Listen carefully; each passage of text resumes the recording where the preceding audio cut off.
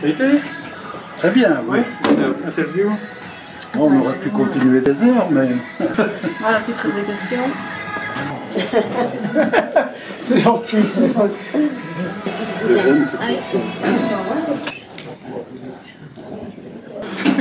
Le petit travelling arrière, on l'a bien maîtrisé. Ah bah c'est une très belle salle. Hein. Est-ce qu'il y a du monde? Il y a quand même... Alors il y a quand même une trentaine de personnes là. Hein. Bonsoir à tous, merci d'être là. C'est pas un thriller, mais après, Rachel se réjouit, je crois, de répondre à vos questions. Je lui passe la parole. Oui, merci à vous d'être là, c'est super. À l'issue de la projection, je serai là pour répondre à vos questions. Voilà. On va passer une bonne soirée. Bonsoir Rachel Lang, on est heureux de vous voir parmi nous à Warem pour venir présenter le film et surtout parler avec les spectateurs de votre film. Je vais commencer par le début. Comment est-ce que vous êtes venu au cinéma? Vous êtes d'un milieu plus ou moins artistique quand même, je crois.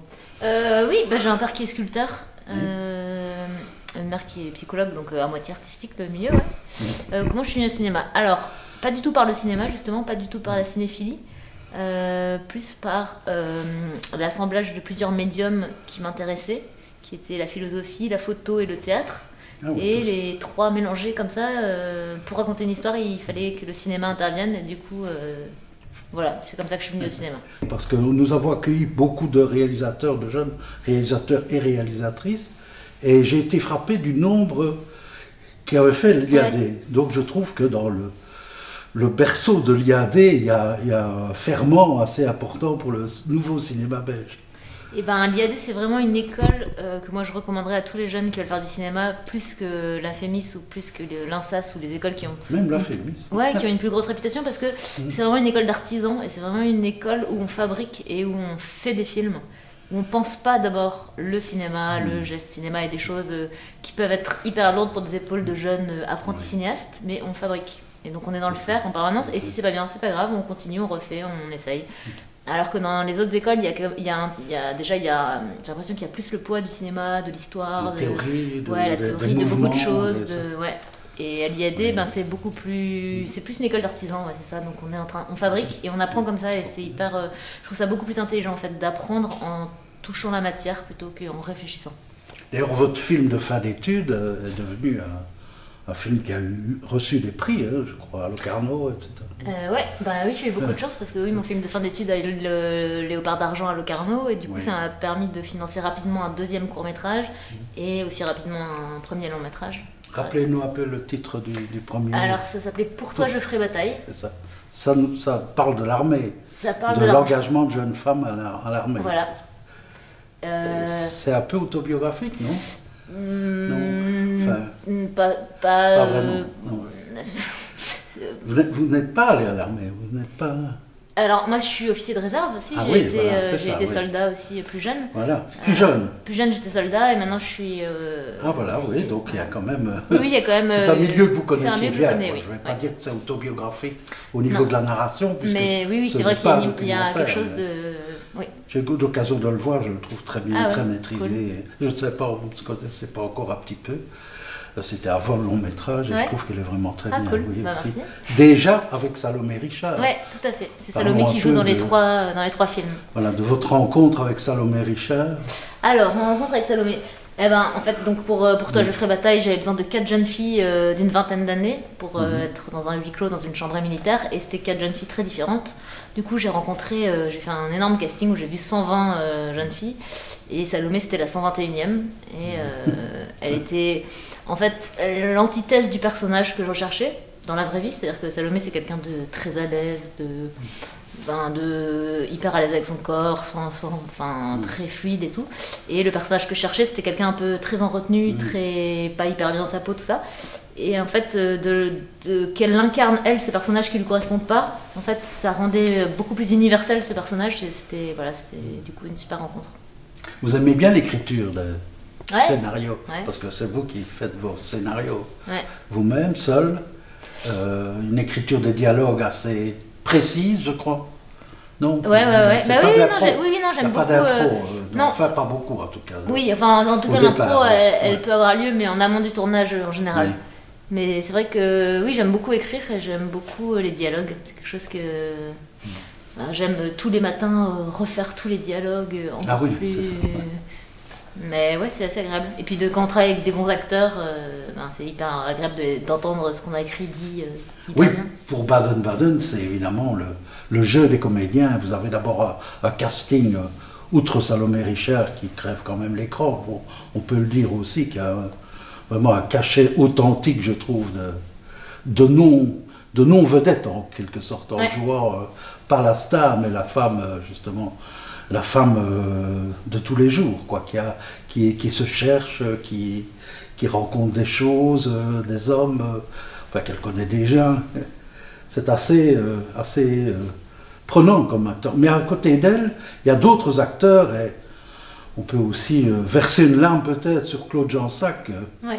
qui joue la grand-mère. Comment est-ce qu'on travaille avec une comédienne de ce renom et de cet âge-là aussi, puisque malheureusement elle est décédée maintenant. Ouais.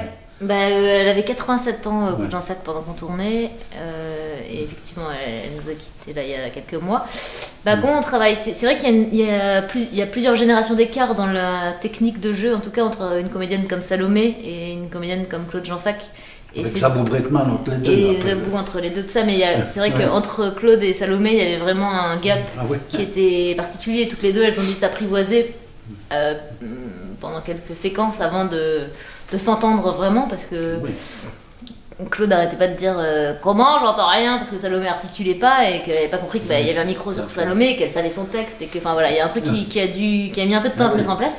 Puis Mais au c'est final, pas comme jouer avec De Funès, évidemment. Hein. oui, bah oui, ça lui changeait, Salomé de Funès. Mais au final, Oui, ça ça, s'est très c'est- bien passé. C'est des rencontres intéressantes. Ouais, bah oui, Et comment c'est- est-ce qu'on convainc des gens comme elle ou comme Zabou Breitman de participer à un premier film? Surtout Et- elle, puisque Zabou Breitman a un rôle plus limité, mais Bah, comment on fait? Bah, en fait, c'est sur le scénario, donc. sur base du scénario. Ouais, mais C'est votre agent qui... c'est ma directrice de casting qui envoie à l'agent du comédien en question le scénario. L'agent le lit, s'il dit que ça va, ben, il le transmet à la comédienne, au comédien, et le comédien, à partir du scénario, dit oui ou non. Voilà. Oui. C'est assez facile en fait. Vous avez travaillé avec deux producteurs principaux, un belge et un français. Ouais. Ça a été facile à monter parce que Et ben, je crois que par rapport à un premier film, ça a été Oui. facile à monter. Après, c'est toujours un parcours du combattant, a priori, de financer un premier film. Moi, Oui. j'ai été très épargnée de tout ça, puisque effectivement, j'avais deux producteurs, un en France et un en Belgique, qui se sont battus pour moi et qui ont fait en sorte que tout se passe bien. Donc, j'ai eu l'impression que c'était très facile. Oui. Voilà, ça a été plutôt rapide, mais Pour vous, ça a été rapide. Pour moi, ça a parce été que plutôt ce rapide. qu'on nous dit souvent, c'est que ça prend des Ouais. années. Quoi, Ah, hein. non, en fait, j'ai écrit la première version en avril 2011 et j'ai tourné en 2014, été 2014, donc 3 ans après la première fois où j'ai mis le stylo sur le papier. Donc c'est pas beaucoup, C'est pas 3 ans. beaucoup. Donc c'est rien. vrai que par rapport à d'autres parcours, Ouais. c'est relativement peu. Alors, il y a ce côté casting qui est très important parce qu'on sent que vous aimez les comédiens, vous aimez les faire agir aussi. Et comment est-ce qu'on fait? Comment est-ce qu'on, quand on a des générations différentes, des jeunes comédiens qui ont une petite expérience, hein, je prends les hommes du film, ils ont quand même déjà joué dans d'autres Ouais. films. Est-ce que c'est facile à diriger? Est-ce que le rapport avec Salomé, par exemple, est facile? Alors quoi, Facile à moi gérer, avec hein. les gens Oui, ou bien enfin, Salomé avec est-ce que les vous arrivez autres, souvent ou- à ce que vous voulez obtenir Bah moi en fait dans après le c'est une tournage. relation qui se construit à long terme. Au moment Oui. du tournage, la relation elle est déjà là depuis. Enfin, pour que ça se passe bien, il faut que tout soit déjà là. C'est C'est-à-dire ça. que au moment des castings, enfin entre le casting et le tournage, il y a eu des répétitions Oui, c'est ça, et oui. tout s'est C'était passé ça, le avant. sens de ma question. Ouais, c'était donc au c'est niveau assez des facile répétitions. après puisqu'il y a une confiance qui est installée entre le comédien et moi et qu'on s'est déjà beaucoup parlé, qu'on s'est compris et qu'après il suffit de dire plus, moins, ah non en fait on va essayer comme ça, mais c'est finalement assez peu puisqu'on s'est dit l'essentiel en amont. Voilà. Après il y a par exemple j'ai écrit le rôle de Grégoire donc pour Lazare Gousseau, celui qui fait les travaux et Oui, et là, pour le coup, Salomé et Lazare on a fait des répétitions bien en amont. Ils ont démonté une vraie salle de bain et j'ai réécrit en fonction de la séance de travail qu'on avait fait dans cette salle de bain qui sont vraiment cassées, tout ça, voilà. Donc après il y a quelque chose de très intime qui se crée, même avec pour eux, pour les acteurs, parce qu'ils savent que, enfin moi ce qui m'intéresse chez eux, la raison pour laquelle j'ai choisi, c'est parce que il y a quelque chose chez eux qui est particulier que je veux mettre dans le film et qui est pas ce que moi j'ai écrit comme un démiurge, machin, que je vais réécrire pour eux parce que c'est eux. Non, c'est clair? Oui, c'est clair, oui. Voilà. Oui, ça arrive fréquemment, ça, de toute façon, qu'on réécrit des scènes, je crois, en fonction des répétitions, casting et etc. Un autre aspect qui m'a frappé dans votre film, c'est le cadrage, assez original. Puis alors, quand j'ai lu vos interviews, savoir que vous avez un frère architecte, etc., donc il y a une influence un peu de la forme aussi, des cadrages. Bon, il y a des scènes qui me frappent quand ils se parlent et qui sont sur un balcon, par exemple, ils sont l'un à côté de l'autre. On a beaucoup parlé du plan séquence qui ouvre le film d'ailleurs, qui provoque déjà la frustration, puisqu'on ne voit pas la personne qui est derrière, on ne voit pas la personne qui l'engueule, enfin on ne voit pas sa tête. Ouais. Qu'est-ce qui vous a fait le cadre, ça? Oui, c'est le cadre. Au départ, c'est le cadre. L'image, ça. En fait, comme c'est un film sur une jeune femme qui essaye de sortir du chaos et de mettre de l'ordre et de bouger des choses, de poser des carrelages, de faire des choses un peu droites. J'avais envie que le cadre soit là comme un support de lignes à donner et de lignes de fuite, des perspectives et des choses un peu qui donnent un cadre et qui aident à avancer, et que dans ce truc très carré, elle puisse du coup être en mouvement, en chaos et sortir, rentrer et évoluer plus facilement que si elle était dans un truc tout mou et elle tout mou. Voilà, en gros, pour le cadre. Et l'architecture, l'architecture c'était important puisqu'elle a un petit chantier, elle a une échelle restreinte d'architecture de vie, elle a une salle de bain à refaire le temps d'un été, et j'avais envie de lui donner des modèles et des ambitions différentes avec d'autres choses, avec d'autres lignes, d'autres courbes, d'autres dessins dans l'architecture qui nous entoure. C'est un peu l'architecture qui modèle notre manière de vivre aussi, quoi. L'importance de l'eau aussi dans le film. Correct. Le titre, Baden-Baden. Ouais. Pouvez nous l'expliquer un peu, parce que alors, ça ne se passe pas à Baden-Baden. Non, Baden-Baden, en fait, ça s'est appelé pendant longtemps, ça s'est appelé Seul comme une baignoire. Ah oui. Entre parenthèses, Anna fait du carrelage. Et à force d'entendre que tout le monde disait mais personne ne va faire, c'est chiant comme un bidet, quoi, c'est chiant comme un bidet, je veux dire. Et ben on a changé pour Baden-Baden, qui effectivement est plus rebondissant et plus mystérieux, et en fait c'est une ville d'eau et de bain, et comme il y a la métaphore filée de la baignoire pendant tout le film, il y a cette idée de bain, d'eau, de récipient, et puis Baden-Baden c'est aussi la ville où De Gaulle a disparu pendant 3 jours. C'est aussi le temps d'un été où Anna disparaît, où elle part, on ne sait pas où elle est, et c'est la fausse piste, la fausse promesse du film, quoi. On annonce Baden-Baden alors qu'on n'y va jamais, et on sort du film en direction d'Aubagne, on ne sait pas non plus si on va y aller, mais... Oui. Et vous avez tourné où, à Strasbourg, principalement? Oui, principalement. J'ai tourné un peu à Bruxelles, 1 semaine, et 5 semaines en Alsace. Alors, dernière question, vos projets? Alors là, je suis en écriture d'un deuxième long métrage qui s'appelle Mon Légionnaire. Voilà, qui est un film... Toujours un peu l'armée, même. Pardon?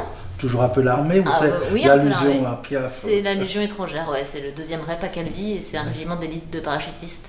Et c'est sur les légionnaires et les épouses des légionnaires qui attendent, voilà. Un grand merci. Avec plaisir. À l'entretien, monsieur Claude Piette, n'est-ce pas, c'est bien cela?